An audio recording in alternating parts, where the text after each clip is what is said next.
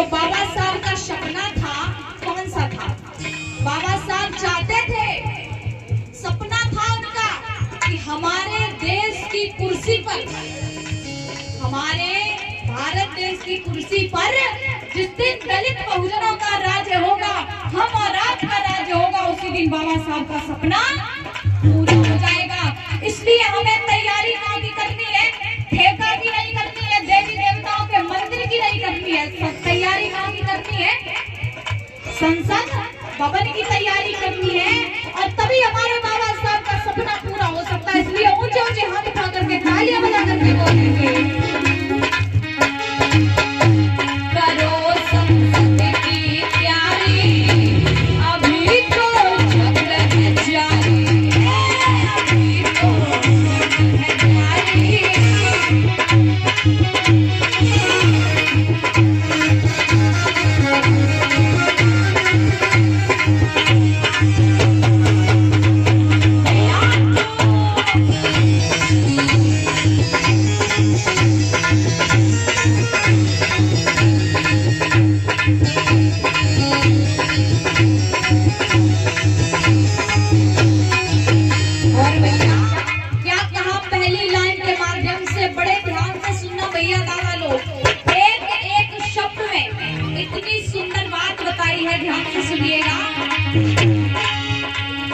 भीम के साथ करमचंद ने और ऐसा धोखा किया था।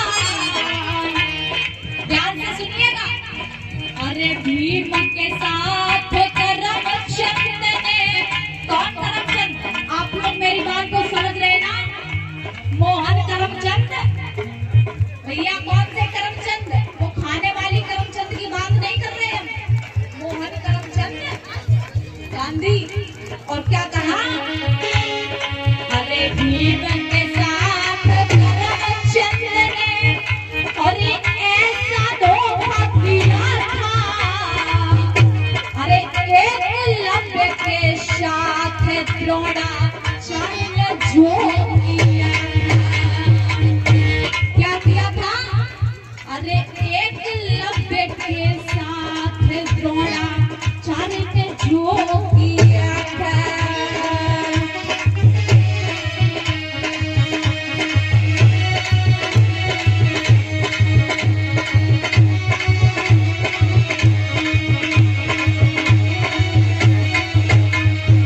भैया, एकलव्य के साथ द्रोणाचार्य ने क्या किया था? छल करके और उनका अंगूठा कटवा दिया था। और ठीक उसी प्रकार से करमचंद गांधी ने हमारे बाबा साहब के साथ छल किया था। और क्या कहा? अरे उसके बाद कांग्रेस ने, अरे उसके बाद कांग्रेस ने जो धोखा सबको दिया था, और उसका बदला कांसीराम ने बरसों बाद लिया था। अभी तो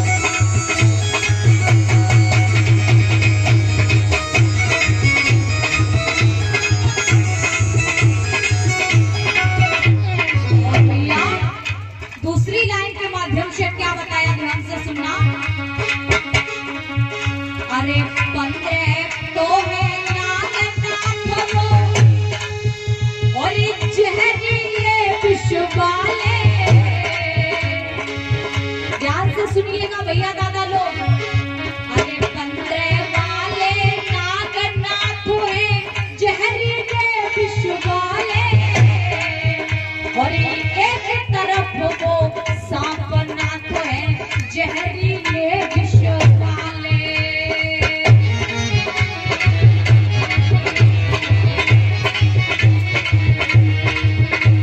क्या कहा?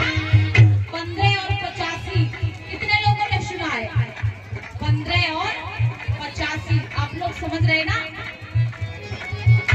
एक कबीर साहब ने बात कही थी, ध्यान से सुनना। कबीर साहब की उल्टी वाणी और बरसे कंबल भीगे पानी। कबीर साहब ने कहा था कि कबीर साहब की उल्टी वाणी बरसे कंबल भीगे पानी। मेरी माताओं बहनों मेरे प्यारे भाइयों, कबीर साहब का कहना ये नहीं था कि कंबल रजाई वाला कंबल बरसेगा और ये पानी भीगेगा। कहने का मतलब कम बल, ध्यान से सुनना, कम बल यानी कि थोड़े बल वाले लोग, बहुत कम बल वाले लोग बरसेंगे और हम और आप अधिक संख्या में होते हुए भी भीगेंगे।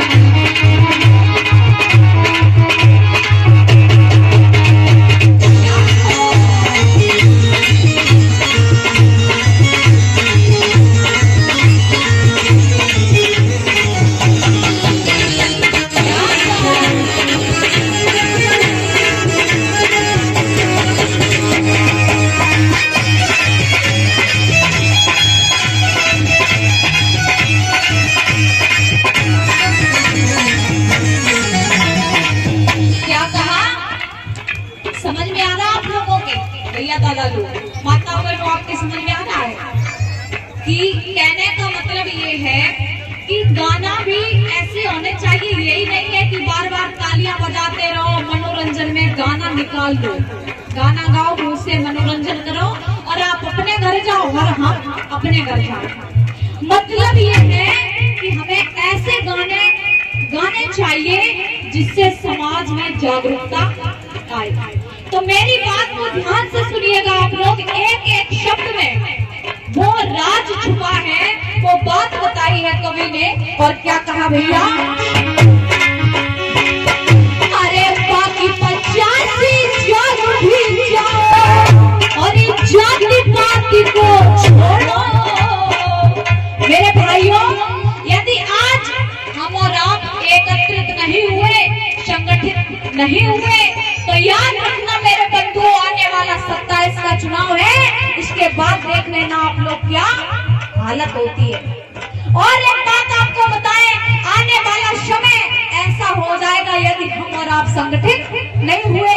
आपके सामने थाली भी रखी जाएगी, आपके सामने उस थाली में भोजन भी रखा जाएगा, लेकिन याद रखना आपके हाथ बांध दिए जाएंगे, आप देखते देखते तरसते रहेंगे, लेकिन भोजन मिलने वाला नहीं है। इसीलिए कहना है कि जुल्म के साए में मुंह खोलेगा कौन? मेरे भाई, अगर तुम पर शोषण हुआ तो हम चुप एक करके सबको खत्म कर दिया जाएगा। यदि हमारे साथ अत्याचार हुआ तो तुम भी हमारे साथ खड़े हो गए, तुम भी हमारे साथ खड़े हो गए तो विरोधी दल पीछे हटाएगा, हटेगा कि नहीं? इसलिए कहना है कि जुल्म के साए में मुंह खोलेगा कौन, और हम भी चुप रहेंगे तो बोलेगा कौन? इसलिए तालियों के साथ बोलेंगे।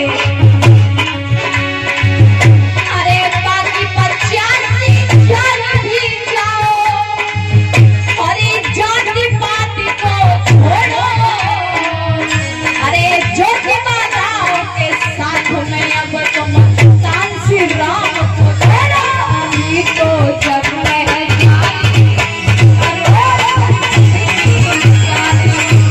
अभी तो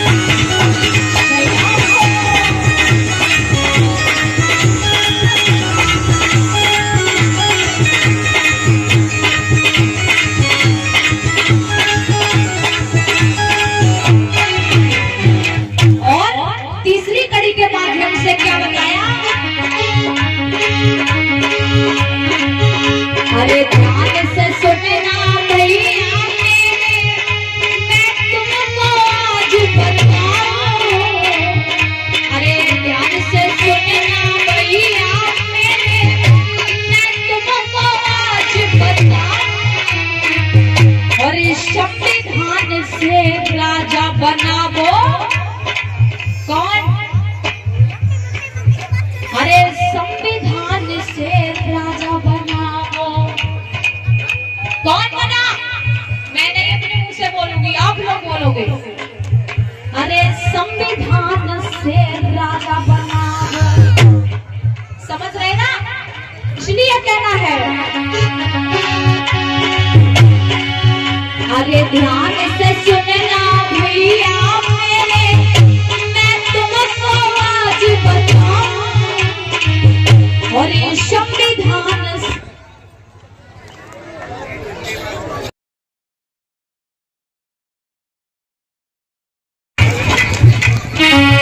अरे संविधान से राजा बनावो चाहे बेचने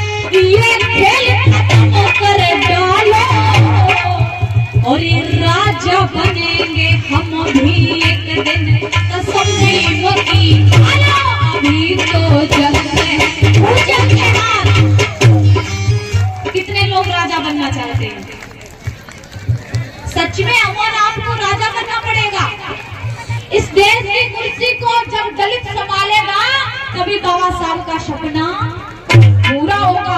इसलिए हम और आपको राजा बनना पड़ेगा, और राजा तभी बन पाएंगे जब बार बार जो बन रहा है उसका खेल, और वो कैसे होगा? सिर्फ और सिर्फ संगठन से। जब हम और आप संगठित होंगे तभी ये हो सकता है। तो कहना है, अरे बारे बारे का ही लाला, ये खेल खत्म कर डालो, और ये राजा बनोगे तुम भी।